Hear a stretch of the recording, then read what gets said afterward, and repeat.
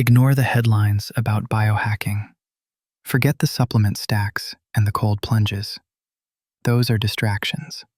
The only metric that matters right now is actuarial escape velocity. Central banks are quietly beginning to treat radical life extension as a Tier 1 financial stability risk. Why? Because the entire global economy, every pension fund, every insurance model, every sovereign debt instrument is leveraged on a single, grim bet that you will die by age 85. If you don't, the math breaks. We are looking at a demographic black swan. This isn't about the longevity dividend the optimists talk about. This is a systemic liquidity crunch. Think about it. The actuarial tables, the spreadsheets that run the world, assume a specific rate of human decay. If we delete mandatory mortality from the GDP, we aren't just extending life. We are creating an unhedgeable liability. We call this the mortality bubble. And like any bubble, when it bursts, it wipes out the holders of the legacy assets. In this case, that's the pension funds. You want proof? Don't look at the science journals. Look at the capital flows. Follow the smart money. Jeff Bezos and Yuri Milner backing Altos Labs. The Saudi government's Hevolution Foundation committing $1 billion a year to the sector.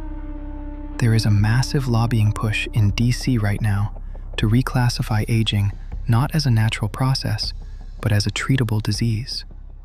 This isn't vanity, it's an arms race. So, what are they actually building? We track 3 specific vectors of reversal. 1. Senolytics. Think of this as asset maintenance, clearing out the zombie cells that cause inflammation. 2. Epigenetic reprogramming. This is the system reboot, resetting the cellular operating system to a younger state. 3. Synthetic biology. 3D printing new organs. This is supply chain replacement for the human chassis. It's not magic, it's engineering, and engineering scales. Here is the actuarial cliff. If these vectors hit the market, who loses? Defined benefit pension plans and life insurance annuities. They are holding legacy pension liabilities they cannot service if their customers refuse to die. Who wins? Wealth management firms. If you have to manage assets for 150 years, the fees compound forever.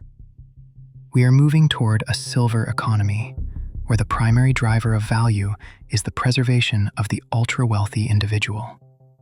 This triggers the great unretirement. But there is an antagonist here. It's called demographic inertia. The state needs you to die. That sounds harsh, but look at the tax code. The iron triangle of Social Security, healthcare rationing, and estate taxes relies on intergenerational wealth transfer. Governments balance their books on inheritance taxes. If parents don't die, the capital doesn't move. It stays locked at the top.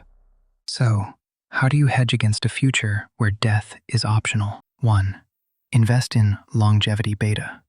You need exposure to the companies building the infrastructure of life extension.